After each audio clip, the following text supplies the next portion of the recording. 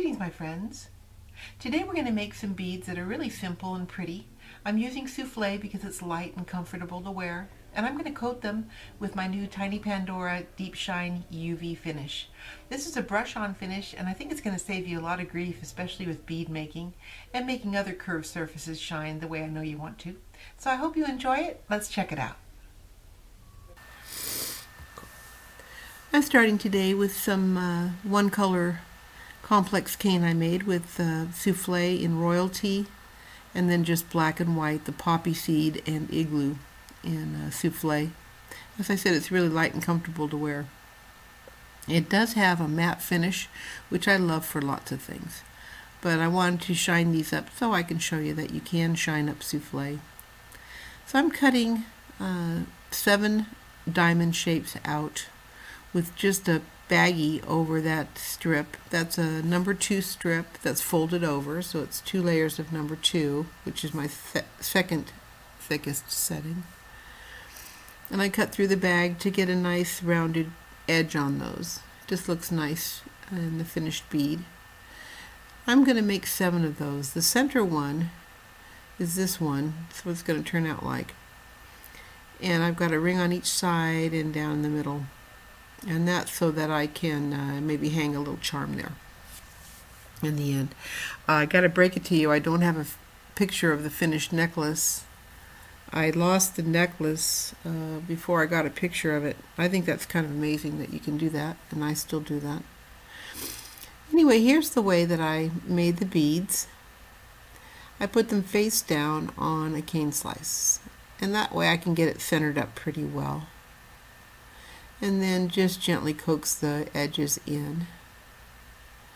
It's relaxing to do it. I like doing it. And I'm bending those in. And when they're just about laying the way I want them to, I can smooth them over with my little cane bender.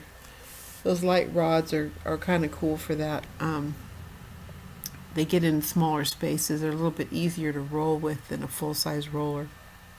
So if you don't have anything else, you're going to want to have cane benders from tinypandora.com. I use them every single day in so many different ways.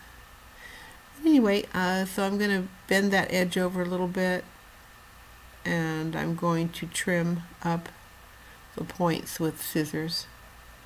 You can do it with your blade if you want to. I just find it kind of easy to do it like that. Just slice them right off. I like the feel of cutting clay.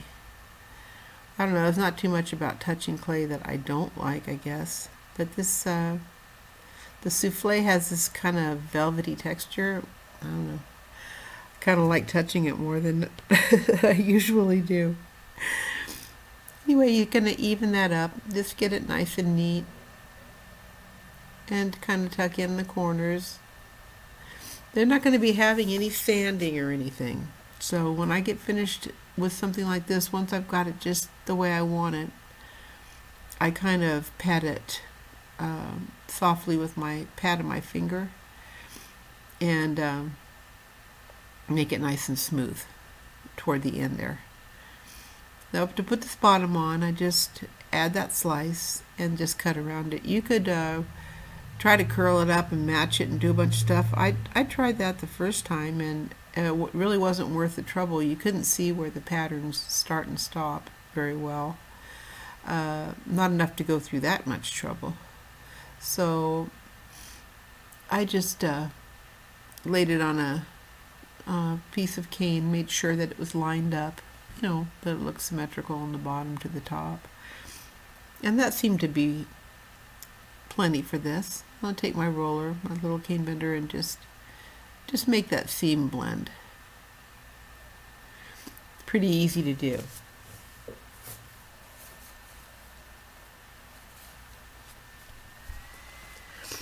Now I've got this flat blade. I don't know if you have a flat blade like that for your X-Acto. It sure has come in handy for me. I really like it. But you could use the pointy one. And I'm just going to insert my rings in there now. I'm going to give them a little gentle pinch, but make sure they're in there really well. You could use Bacon Bond. You can go back afterwards with a dot of super glue if you want to, if they're moving at all.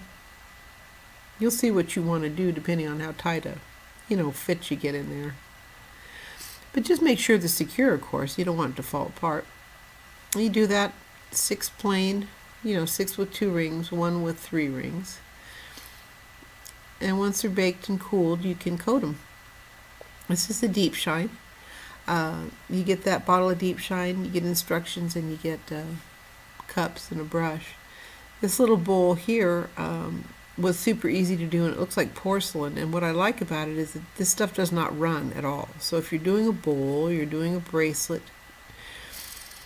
you're doing beads, you don't have to worry about it pooling up or running. And here they are. They turned out nice and shiny. I joined them with rings and I hung some chain on them, but I guess we'll never see that because I can't find it.